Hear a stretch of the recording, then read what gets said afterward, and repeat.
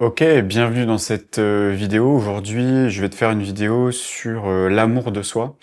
Donc, ce que je vais te partager là sur ce tableau, c'est des concepts en tout cas que j'explique à mes clients, parce qu'on c'est des notions, en tout cas l'amour de soi, c'est une notion en tout cas sur laquelle on travaille énormément quand je suis en accompagnement. Et pourquoi je te fais cette vidéo, c'est parce que j'ai beaucoup de clients qui ont du mal à comprendre qu'est-ce que l'amour de soi. Souvent, c'est une notion qui est un peu qui peut paraître un peu flou. On peut se dire ouais, l'amour de soi, bah, c'est s'aimer soi-même, etc. Et voilà, à force de vous rencontrer, à force d'accompagner également, eh ben je me rends compte que l'amour de soi, et c'est pas totalement compris. En tout cas, ce que je remarque, c'est que c'est pas totalement intégré. Et donc là, dans cette vidéo, j'ai envie de t'expliquer avec mes mots, avec ma sensibilité, mon côté aussi artistique, parce que je vais te faire sûrement des dessins, pour que tu puisses comprendre, eh bien, concrètement, qu'est-ce que l'amour de soi, surtout qu'est-ce que le non-amour de soi-même, pour que tu puisses déjà bien comprendre. Donc pour moi, l'amour de soi, on peut appeler ça l'amour propre, on peut appeler ça aussi le respect de soi-même. Et moi, généralement, ce que j'aime, en tout cas j'aime l'illustrer comme ça, c'est que l'amour de soi, c'est comme un cercle. Alors tu vois, il est plus ou moins rond, hein, j'ai pas fait un cercle parfait. En fait, c'est comme si tu étais dans on va dire ta vie ici. En fait, c'est tout ce qu'il y a à l'intérieur de ce cercle. Donc, tu vas avoir toi qui va être au milieu. J'espère qu'on voit bien. Oui, on voit bien. Donc, toi, tu vas être au milieu. Tu vas avoir plein de relations. Donc, toutes ces relations-là, ça va être, par exemple, ici, ça va être le travail. Tu vas avoir ton travail ici. Tu vas avoir ton amoureux, ton amoureuse, ou ton mari, ta femme, etc. Tu vas vraiment avoir toutes ces relations-là. Tu peux avoir ton logement, bref, toutes les relations toutes les choses qui font partie de ta vie. Voilà, si je peux résumer ça comme ça. Donc tu vois, l'amour de soi, déjà, c'est pas que l'aspect amoureux. Ce n'est pas que l'aspect amical. Ce n'est pas que l'aspect travail. Non, en fait, l'amour de soi, généralement, ça concerne tous les aspects de sa vie. Et donc, ce que je remarque en accompagnement, c'est que si dans ton travail, tu as un niveau d'amour de toi-même, donc je vais t'expliquer un peu plus ça en détail, et bien en fait, ça va se répercuter dans le domaine amoureux, voire même dans le domaine amical. Généralement, l'amour de soi, ça se travaille beaucoup, je le constate, hein, beaucoup dans le domaine amoureux.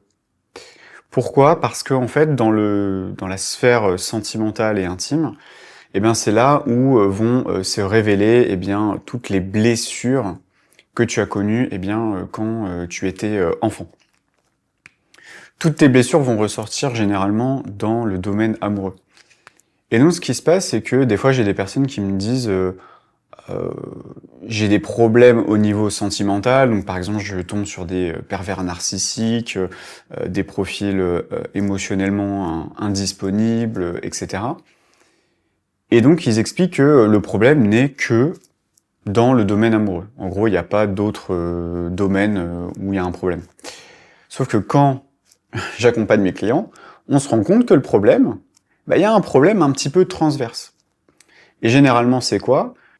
L'amour de soi, c'est qu'est-ce qui rentre dans mon cercle et qu'est-ce qui n'a pas sa place dans mon cercle. Donc si par exemple, on parle beaucoup, je parle souvent de manifestation consciente d'ailleurs sur cette chaîne, et j'ai des personnes qui me disent je comprends pas, j'affirme, je visualise et je n'arrive pas à attirer la personne que je désire, etc. Donc par exemple, imaginons, là la personne souhaite attirer un nouveau partenaire dans sa vie. Moi j'ai plusieurs clients dans cette problématique-là. Ils souhaitent attirer dans leur vie un nouveau partenaire, sauf que ici, eh bien dans le cercle, dans leur vie, ils ont une personne qui prend déjà de la place. Et des fois, c'est une personne qui va pas forcément correspondre à ce qu'ils recherchent. Et donc, par exemple, moi, j'ai des personnes que j'ai accompagnées qui vivent avec une personne, et ils se disent « Ah, mais moi, Ce que je veux, c'est une personne comme ça. Alors que dans leur vie, elles ont des personnes peut-être qui n'ont pas du tout les caractéristiques de la personne qu'elles recherchent. Et donc moi, ce que je leur explique, c'est que comment veux-tu, enfin, l'univers, la vie, Dieu, ce que tu veux, voit les choses telles quelles, c'est, toi ici, tu poses une intention comme quoi tu veux rencontrer cette personne. Pourtant, moi, quand j'observe, dans ton énergie, dans ta vie, pourtant, il n'y a pas cette personne. Et même encore pire, et ça, on le voit en accompagnement, et peut-être que tu en prendras conscience, il observe qu'en fait, il y a une personne qui est pas du tout, voire même dans la dynamique inverse de ce que tu veux. Donc par exemple, moi j'ai des personnes qui sont dans des profils manipulateurs et qui me disent, moi j'aimerais rencontrer quelqu'un, une relation saine. Sauf que ils ont dans leur vie des relations de manipulation. Et ils comprennent pas pourquoi ils ont ces relations de manipulation dans leur vie. Et en fait, moi, ce que je leur explique, c'est qu'ils me disent « Ah, j'ai pas réussi à manifester. » Si, tu as manifesté. Tu manifestes tout le temps. Tu manifestes ce que tu penses mériter. Donc, je précise bien, hein, tu manifestes ce que tu penses mériter. Donc, si la personne pense qu'elle mérite une relation dysfonctionnelle, eh bien, elle va accueillir, elle va accepter. Là, c'est comme un barrage. Ici, il y a un filtre, tu vois. Et c'est qu'est-ce que j'accepte dans mon cercle et qu'est-ce que je n'accepte pas dans mon cercle. Et donc, la personne souhaite ça, sauf qu'elle tolère ce qu'elle ne veut pas.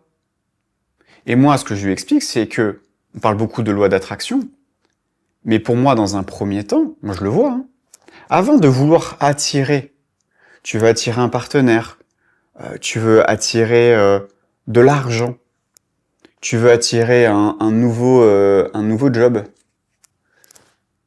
il va falloir déjà que tu fasses du ménage à l'intérieur. Donc quand je te dis faire du ménage, c'est aller voir les parts de toi qui tolèrent cette relation dysfonctionnelle dans ta vie. Comprendre pourquoi tu as accepté, tu l'as fait rentrer. Tu as choisi délibérément, mais inconsciemment malheureusement, que cette personne fasse partie de ta vie.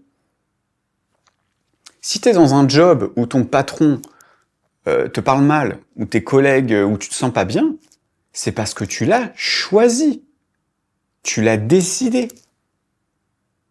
Et donc, tu dis, je comprends pas, dans mon job ça va pas, j'aimerais que ça s'améliore. Et souvent, ce que je remarque, c'est que tu gardes dans ta vie des choses et tu te dis, j'espère que ça va changer. J'espère que cette personne qui est toxique pour moi va changer. J'espère que ce métier qui ne me convient pas finisse par changer de direction, de management. En fait, tu as l'espoir que ça change. Mais ce qui se passe, c'est que tu attends que l'extérieur change, donc que ces énergies, ces relations extérieures changent, mais toi, ce que tu ne veux pas, surtout pas, et souvent là on touche à des blessures d'enfance, c'est d'enlever ces choses-là de ta vie. Tout ce qui ne te convient pas, tu l'enlèves de ta vie. Et je le vois, la plupart des personnes que j'accompagne préfèrent garder. Et pourquoi elles préfèrent garder? Pourquoi, peut-être que c'est ton cas, pourquoi tu préfères garder quelque chose que tu ne veux pas? Parce que ça vient confirmer des croyances.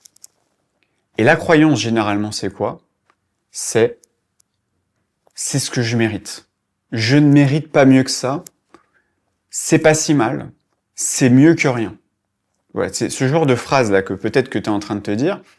J'ai un travail qui me plaît pas. On me sous-estime. Ouais, mais c'est mieux que rien. Au moins j'ai un salaire. Cette personne-là, bon, elle me rabaisse, etc.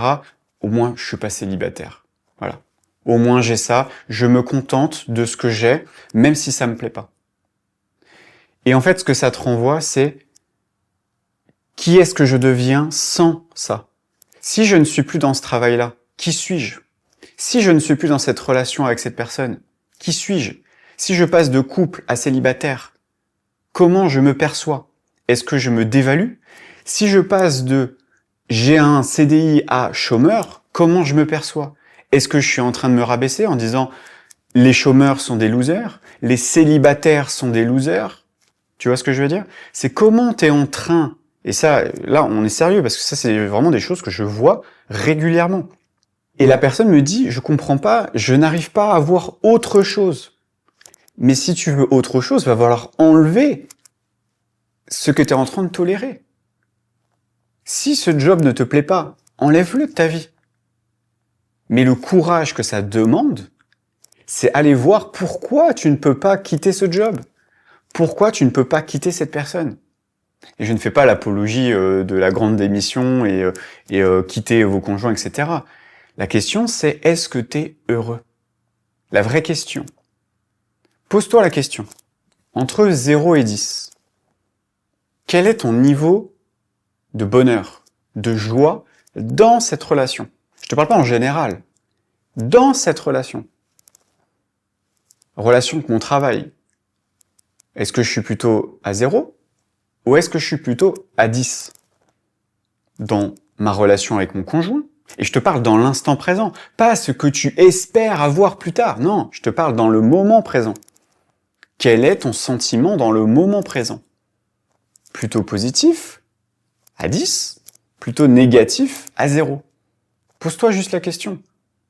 Si dans cette relation, t'es à 5, comment ça se fait que t'es pas à 10? Pose-toi la question. Et qu'est-ce qui fait que cette relation qui n'est pas à 10, qui ne te convient pas dans le fond, ça ne te rend pas plus heureux, pourquoi tu gardes cette relation? Pourquoi tu restes dans ce job? Pourquoi tu restes dans certaines relations?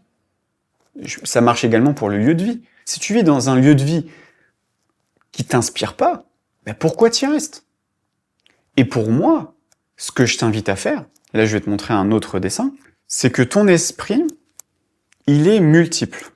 C'est-à-dire que tu as ta conscience au milieu, donc ce qu'on appelle le soi, et autour de ça, tu as des sous-personnalités, ce qu'on appelle de l'ego, hein, tout simplement.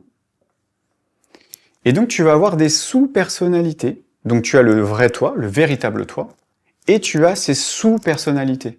Quand je t'expliquais, par exemple, tu es dans un couple où tu te sens pas bien, où tu es dans un job qui ne te convient pas, tu te trouves sous-payé, et pourtant tu y restes.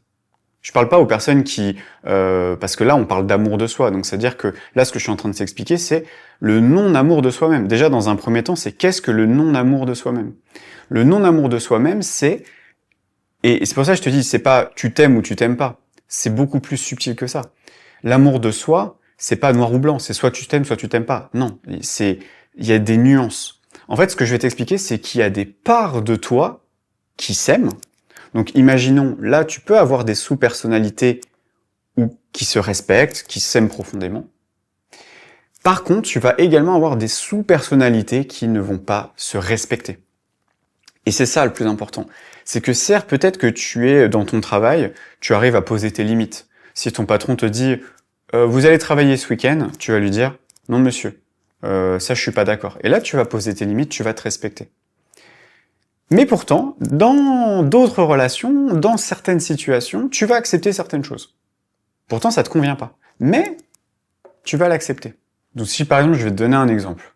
Tu es dans une relation et on va dire que tu es à 4 sur 10. Donc, il y a des choses qui vont t'aller, qui vont dire, bah oui, il y a des moments sympas, ça me convient. Et il y a des moments où, par exemple, il va un peu te gaslighter, il va un peu te manipuler, etc. Et ça, tu vas dire, ah, ouais, non, ça me convient pas. Mais tu vas finir par le tolérer. Et moi, ce que je fais en accompagnement, c'est que je vais aller voir les parts de toi qui tolèrent ce qui devrait pas être toléré, qui normalement constitué ne devrait pas être accepté parce que, imaginons, l'autre te manque de respect, toi tu acceptes que l'autre te manque de respect, et parce qu'il y a des parts de toi qui acceptent le manque de respect. Donc là, il y a des parts qui s'aiment, qui se respectent, et il y a des parts de toi qui se respectent pas. Et en fait, l'autre, je parle souvent de la relation amoureuse parce que généralement, la relation amoureuse, c'est ce qui fait ressortir généralement les patterns de blessures. Moi, la plupart des gens que j'ai accompagnés ont vécu soit dans le passé des patterns dysfonctionnels au niveau relationnel, et ils ont fini par attirer dans leur vie des personnes qui leur montraient justement les endroits où elles ne s'aimaient pas. Et c'est pour ça qu'on te dit souvent, si tu souhaites rencontrer quelqu'un, il faut que tu t'aimes déjà toi-même. Alors oui et non, c'est surtout grâce à l'autre que tu vas apprendre à t'aimer toi-même, c'est surtout ça. Et des fois, j'ai des personnes qui me disent ouais, mais moi je tombe que sur des pervers narcissiques et c'est un problème. Et moi, paradoxalement, je trouve que c'est pas vraiment un problème pour le coup. En fait, moi, mon regard en tout cas sur ça, c'est presque c'est une bénédiction. Alors ça va sembler être à l'encontre peut-être de ce que tu as entendu, mais attirer des profils pervers, manipulateurs, etc., ben non, c'est une bonne chose pour toi. C'est une bonne chose pour toi, pas dans le moment présent, parce que non, c'est pas terrible, mais c'est une bonne chose pour ton développement personnel et spirituel, et notamment pour développer ton amour de toi-même.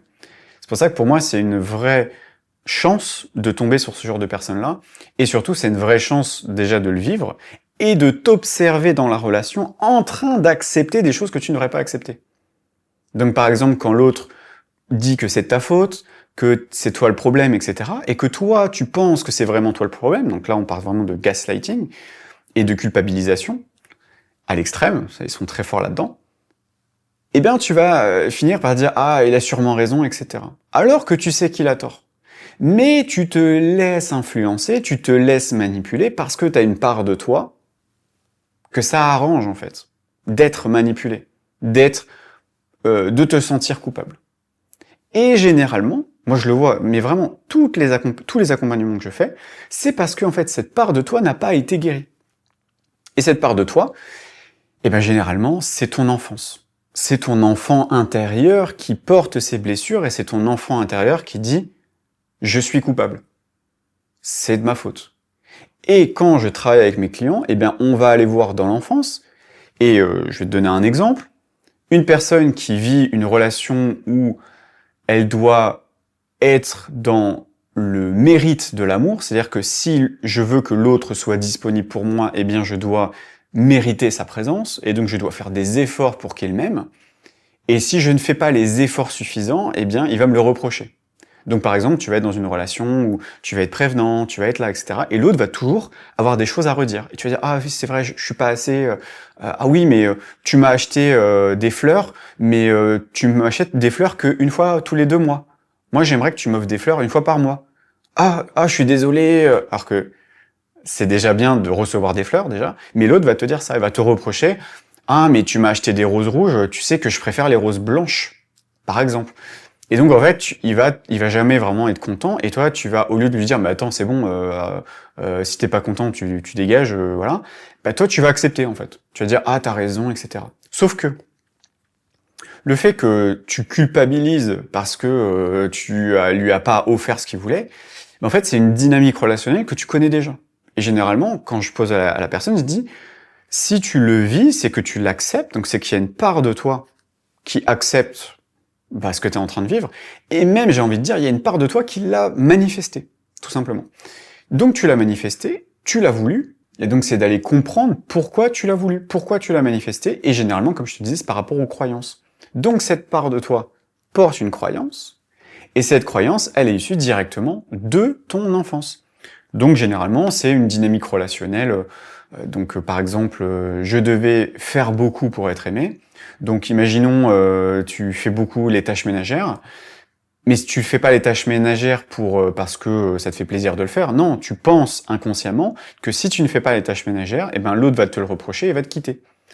Pourquoi? Parce que quand tu étais enfant, eh ben peut-être que si tu ne faisais pas les tâches ménagères auprès de tes parents, eh ben tu te faisais engueuler.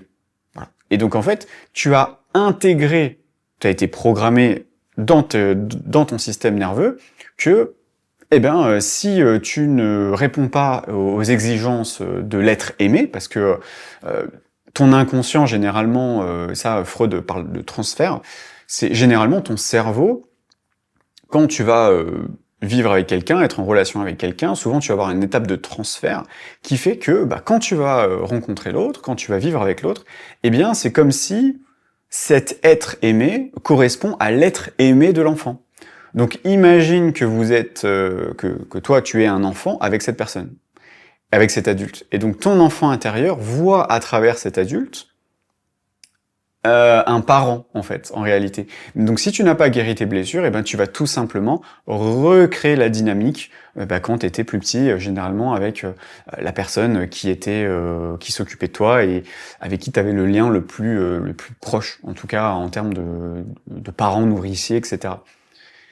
Et c'est pour ça que c'est hyper intéressant d'observer, parce que l'amour de soi, tu vas le voir généralement, ça va être très exacerbé dans les relations amoureuses. Dans les relations amicales, tu vas pas forcément le voir, ça va pas être flagrant. Tu peux potentiellement le voir dans les relations parentales, mais pareil, tu vas pas forcément le voir parce que généralement, tu vas grandir, tu vas un petit peu te rebeller et ça va pas être vraiment visible. Par contre, tu vas le voir dans ta relation amoureuse et tu vas le voir également auprès de tes enfants. Tu vas voir que tu vas avoir des systèmes pour obtenir de l'amour de tes enfants, et limite tu vas faire en sorte que ton enfant soit un petit peu le petit adulte de la maison, le grand garçon, la grande fille de la maison, alors que l'enfant il a juste 3-4 ans, quoi. Et donc tu peux avoir aussi ce genre de pattern où tu vas responsabiliser très très tôt ton enfant, parce qu'en réalité tu veux qu'il supporte un poids émotionnel que tu n'as pas été voir. Bref, je vais pas trop divaguer là-dessus parce que sinon je vais rentrer trop dans les détails. Mais pour moi, ce que je veux que tu comprennes dans cette vidéo, c'est que l'amour de soi, c'est que c'est pas noir ou blanc, c'est soit je m'aime pas, tu vois. L'amour de soi, c'est pas binaire. L'amour de soi, c'est peut-être qu'au travail, tu vas t'aimer à certains moments, et à d'autres moments, tu vas accepter certaines choses, un manque de respect, que ce soit au niveau de tes collègues. Je vais donner un exemple. Moi, j'ai plein d'exemples dans ma vie professionnelle. Par exemple, moi, j'avais une personne qui volait mon travail. Donc, tu vois, par exemple, je faisais un travail, et la personne me disait « envoie-moi les documents », donc je lui envoyais. Après, j'avais plus de nouvelles, et après, on me dépriorisait sur le projet, et après, j'ai appris quelques mois après que la personne avait récupéré mon travail, l'avait présenté devant le comité de direction, avait été félicité pour son grand travail, alors qu'en fait, il avait juste récupéré mon travail de plusieurs mois de travail, et il s'était accaparé mon travail. Ça, c'est des choses où tu te dis, soit je le tolère, soit je le tolère pas. Sur le moment, je me suis dit, ok, cette personne, elle est manipulatrice, qu'est-ce que j'ai fait? J'ai demandé à quitter l'entreprise. Voilà, je me suis barré de l'entreprise, ou alors j'ai demandé à ne plus travailler avec cette personne. Donc soit j'ai changé de service, soit j'ai tout simplement quitté l'entreprise. Alors moi j'étais plutôt consultant en mission, en tant que designer, parce qu'on travaille avec beaucoup de designers, beaucoup de départements, et j'ai tout simplement demandé à ma société de consulting de me virer en fait de cette boîte. Donc tu vois, c'est un exemple. J'aurais très bien pu continuer à travailler avec cette personne, sachant que la personne était dans cette dynamique. Mais pour moi, c'était pas ok. Voilà, ça c'est un exemple au niveau du travail. Mais je trouve que vraiment là où c'est le plus flagrant, c'est dans les relations amoureuses où dès que tu vas avoir des sentiments pour l'autre, dès que tu vas avoir une certaine attraction pour l'autre, forcément tu vas avoir un rapport en fait qui va s'intégrer. Et souvent, l'amour, on est dans un sentiment de vulnérabilité par rapport à l'autre, et donc ce sentiment de vulnérabilité fait que notre enfant intérieur va tout naturellement émerger. Et donc quand tu as un enfant intérieur qui a été beaucoup blessé, où on lui a beaucoup dit tu peux pas être aimé pour ce que tu es, eh bien on va finir par jouer un petit peu ce rôle-là. Moi je vais te donner un exemple personnel du coup. Moi par exemple dans mes relations d'avant, j'avais tendance à me fondre un petit peu comme un caméléon. C'est-à-dire que je pensais inconsciemment que l'autre ne pouvait pas m'aimer tel que j'étais. Et donc qu'est-ce que je faisais? Je me changeais pour l'autre, j'essayais de plaire à l'autre, de rentrer dans son sens, peut-être même des fois de m'intéresser aussi à des centres d'intérêt que lui intéressait, enfin que elle l'intéressait, et que moi c'était pas forcément des choses qui m'intéressaient, mais je portais cette croyance inconsciente que l'autre ne pouvait pas m'aimer si je n'étais pas comme lui.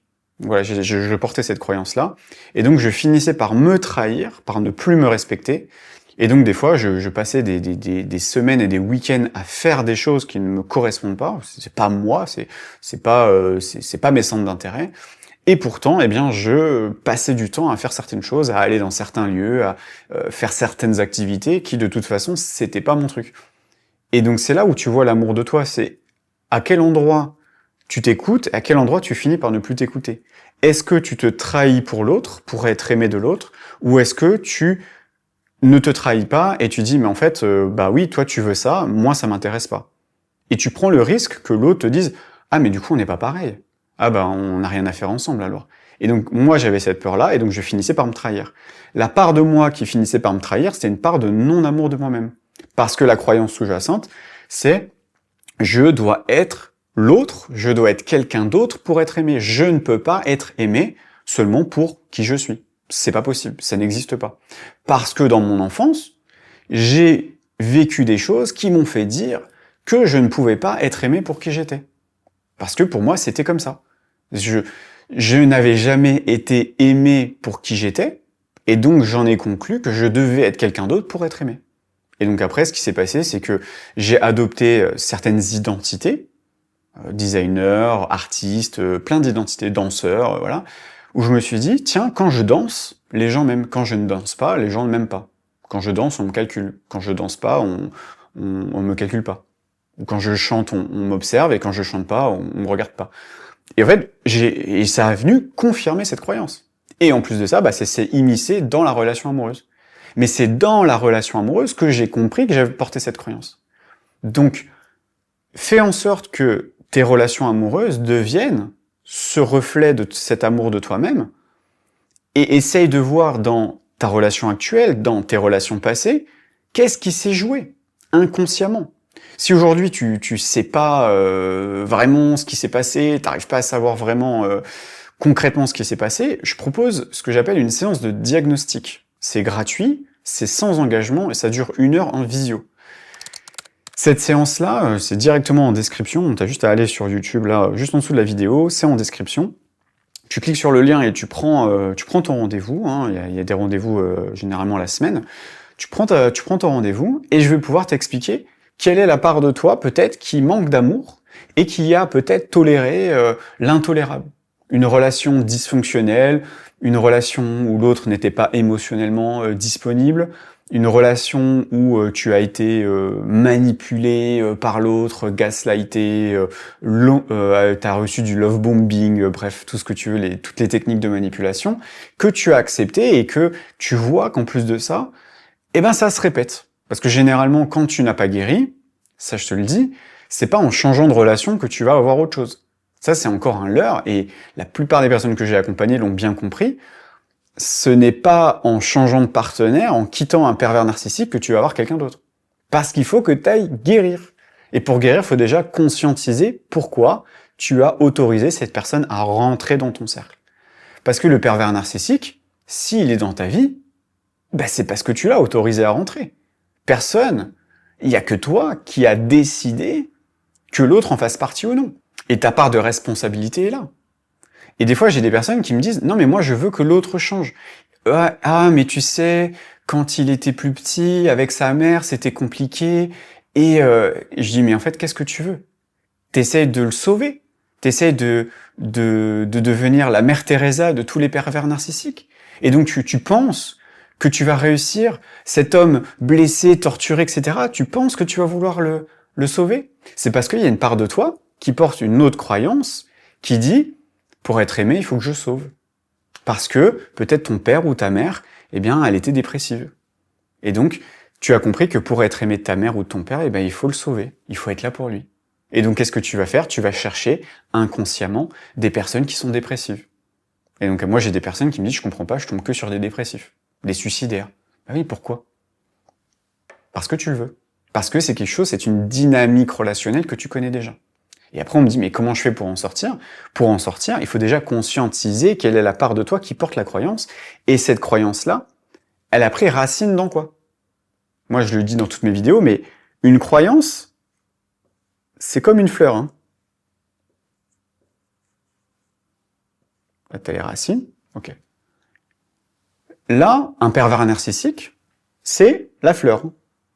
C'est, voilà, ça, c'est la fleur pervers narcissique qui est là dans ta vie. C'est si tu peux imaginer le cercle que tu as vu juste avant, ton cercle, c'est comme un jardin. Et tu as planté plein de fleurs. Et dans ces fleurs, tu as ton travail, tu as ton conjoint actuel, etc. Mais si dans ton jardin extérieur, intérieurement, parce que ce n'est que le reflet, hein, c'est la même chose. Ta vie extérieure n'est que le reflet de ton jardin intérieur, hein, si tu veux comprendre ça. Donc, tu tolères cette fleur pervers narcissique, imaginons. Donc, cette fleur qui va te gaslighter, qui va te faire du love bombing, qui va te faire du chaud et froid, qui va t'éviter, puis qui va revenir, puis qui va partir, puis qui va revenir.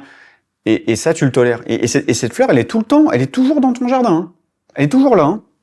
Mais pourquoi elle est là, à ton avis? Pourquoi tu n'arrives pas à t'en débarrasser? Pourquoi il y a une force en toi qui fait que tu n'y arrives pas? Parce que là, il y a des racines. Tout ça, là, ça a pris racine. Et ça, ces racines-là, c'est la croyance. C'est la croyance. Et le pervers narcissique s'est calé sur cette croyance, sur ces racines-là. Le terrain était fertile ici. Terrain de non-amour de soi, de « je peux pas être aimé pour qui je suis ». Et lui, il s'est incrusté ici. Et c'est pour ça que tu n'arrives pas à le déloger. Par contre, quand tu fais une guérison, c'est quoi? C'est que tu arrives là et tu retournes le terrain. Eh ben, tu as un terrain tout neuf et qui n'accepte plus ce genre de fleurs. Parce que c'est une terre spéciale. Voilà. C'est une terre qui n'accepte pas les pervers narcissiques. Et là, tu vas pouvoir planter une nouvelle relation, une autre fleur. Et là, ça sera une relation saine. Mais si tu veux une relation saine, c'est pas en coupant la fleur. Parce que si, imaginons, tu as un pervers narcissique, et tu me dis, enfin, quand je dis pervers narcissique, hein, je globalise, hein, relation toxique, peu importe. Et tu dis, ah, j'ai réussi à le quitter, j'ai eu le courage de le quitter, tac, t'as coupé. Bravo, cette personne n'est plus dans ta vie. Sauf que 3 ans plus tard, eh ben, il y a une nouvelle plante qui a repoussé. Il y a une nouvelle relation dysfonctionnelle. Une nouvelle relation toxique qui revient.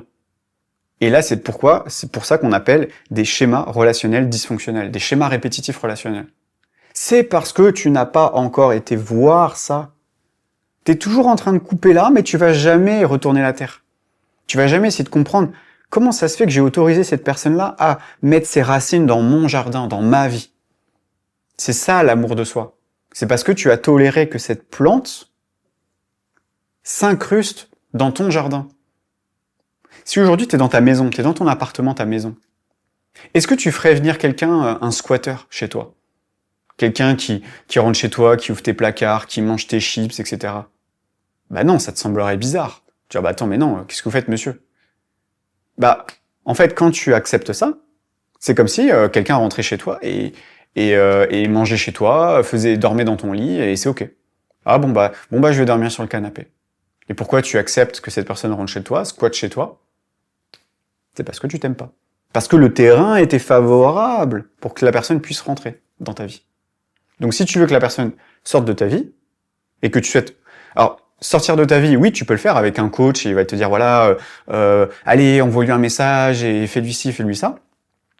Ou alors, tu fais une guérison. Faut faire une guérison. La guérison, c'est quoi? C'est tu vas voir la racine avec ta mère, avec ton père. Ces relations de dépendance que tu as avec tes parents, et que tu es en train de recréer. Et souvent, d'ailleurs, ce que tu as vécu là avec tes parents, souvent tes grands-parents ont vécu la même chose. Hein. C'est toujours pareil, c'est du transgénérationnel. Et après, c'est soit tu perpétues le transgénérationnel, soit tu fais une guérison, et là, tu arrêtes, c'est terminé. Moi, j'ai des personnes, que des relations toxiques, tu nettoies, plusieurs mois après, relation saine. C'est terminé. Et ça marche dans tout. Si au niveau financier, t'es toujours la corde au cou, etc., c'est parce que tu portes encore des croyances au niveau de la finance. Si dans ton métier, t'es encore dans un métier, tu changes de métier tout le temps, et tu tombes toujours sur un manager toxique, le problème, c'est pas le métier. La seule variable, c'est toi. Et la seule variable, c'est le terrain favorable.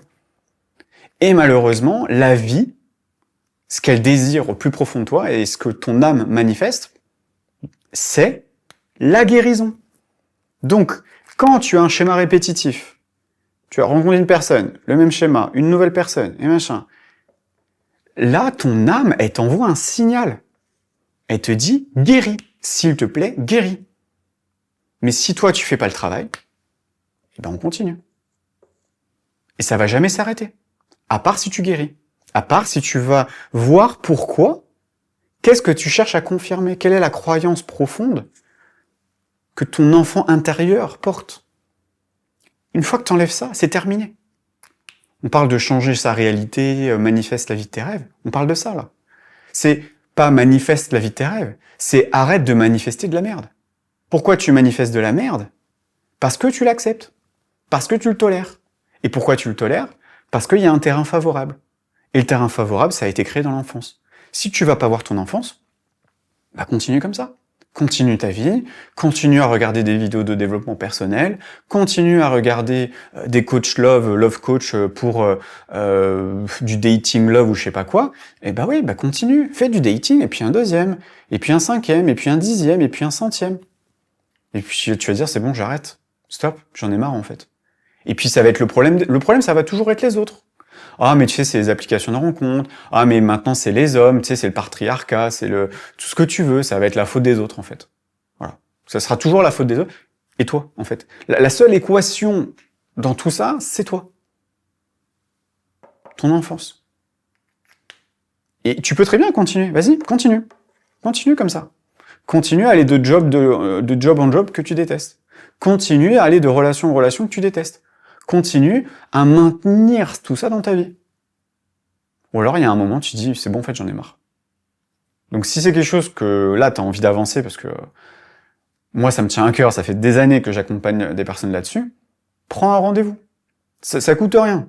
J'ai un accompagnement sur 3 mois, je peux t'accompagner à déstructurer, à guérir tout ça, là, à virer tout ça. En 3 mois, c'est terminé. C'est disponible. À prendre ou à laisser. Tu fais ce que tu veux. Hein. Moi, je propose, après, tu fais ce que tu veux. Voilà. Mais sache que la solution, c'est ça. Il n'y a pas 15 000 solutions. Moi-même, j'ai été là-dedans. Je sais très bien de quoi je parle. Et moi-même, j'ai guéri ça. Donc, je sais très bien de quoi je parle. Et mes clients, maintenant, je les aide à faire exactement la même chose. Donc, qu'est-ce que t'attends? Tu prends un rendez-vous, c'est gratuit, ça dure 1 heure, c'est sans engagement, et au pire, tu prends juste 1 heure, et tu sauras pourquoi tu es en train toujours de manifester la même chose. Pourquoi tu es en train d'accepter encore dans ta vie des relations dysfonctionnelles? Pourquoi tu tombes toujours dans un manager toxique? Et pourquoi tu restes dans ce job que tu détestes? Et tu auras la réponse enfin à tes questions. Donc voilà, c'est directement en description. J'espère que cette vidéo t'a parlé. Donc l'amour de soi, vraiment pour te résumer, l'amour de soi, c'est comme un cercle où soit tu acceptes des choses, soit tu refuses des choses. Ce que tu as dans ta vie, c'est ce que tu tolères, c'est ce que tu acceptes dans ta vie. Si aujourd'hui dans ta vie, il y a des choses qui ne te conviennent pas, alors va comprendre quelle est la part de toi qui tolère ça. Cette relation toxique, ouais, j'ai une relation toxique, j'ai une personne par exemple de mon entourage qui me rabaisse, et je continue à fréquenter cette personne. Pourquoi tu continues à fréquenter cette personne? Quelle est la part de toi qui veut maintenir? Quelle est la peur qui sous-tend cette relation? Et des fois c'est « Ah mais j'ai peur d'être seul ». Ok, on va aller voir la peur d'être seul. Ok, depuis quand t'as peur d'être seul? Ah oui mais en fait maman m'a abandonné, etc. Elle était jamais à la maison. Ok, donc en fait t'as peur de revivre cette solitude quand t'étais enfant. Voilà, je sais très bien de quoi je parle parce que moi-même je l'ai vécu. C'est ça qu'il faut aller voir. Donc voilà, ça c'est mon invitation. J'espère que ça a pu t'aider, parce que c'est vrai que l'amour de soi, des fois on te parle de trucs, c'est un peu ésotérique. Oui, l'amour de soi, il faut s'aimer, il faut se donner de l'amour, et ça veut rien dire. C'est des phrases bateaux, c'est pas concret.